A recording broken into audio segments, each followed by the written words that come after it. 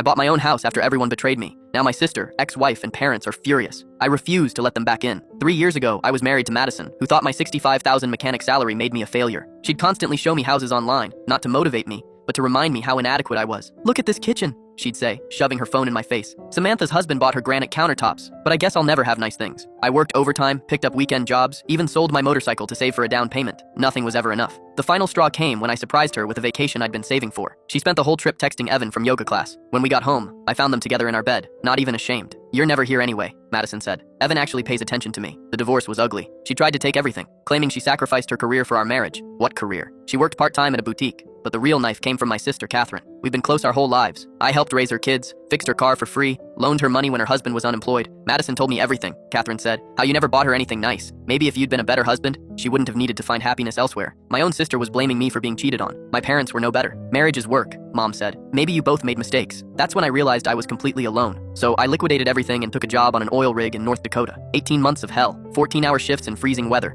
living in a tiny trailer with 3 other guys who never showered. But the money was incredible. $120,000 a year, almost no expenses. I saved every penny, lived on ramen and protein bars. When I came back, I had nearly $200,000 cash and perfect credit from paying off all my debts. I started house hunting and saw it. 40 Maple Street, Madison's dream house. She'd shown me this exact house dozens of times over the years. "Look at those hardwood floors," she'd sigh. "I'd die for a kitchen like that." Asking price was $285,000. I offered $300,000 cash, no inspection. Close in 2 weeks. The seller couldn't say yes fast enough. I kept it quiet, but the realtor posted on Facebook, "Congratulations to our mystery cash buyer on 40 Maple Street." Within an hour, my phone was buzzing nonstop. "Madison, OMG, who bought it? I'm dying to know." "Catherine, saw someone bought your dream house." Crazy coincidence. I ignored them all. Moving day was perfect. Hired the best company. Made sure the whole neighborhood could see the fancy trucks. That weekend, I threw a housewarming party. Invited everyone except my family. Of course, they showed up anyway. Madison walked in first, looking around in amazement. Then Catherine with her kids. Finally, my parents carrying wine like they were invited guests. "This place is incredible," Madison breathed, running her hands over the kitchen island. "How did you afford it?" She stopped when she saw me. "Hello, Madison," I said calmly. Catherine recovered first. "We heard about the party. This house is amazing." "Oil rigs," I said simply. "Turns out when you're not supporting a cheating wife, you can save quite a bit." Madison stepped forward, tears in her eyes. "I made mistakes, but this was our dream house." "You're right," I nodded. "Right before you told me I'd never afford it. Right before you found someone who could." "Security," I called to my friend Kai. "Please escort these people out. We're family,"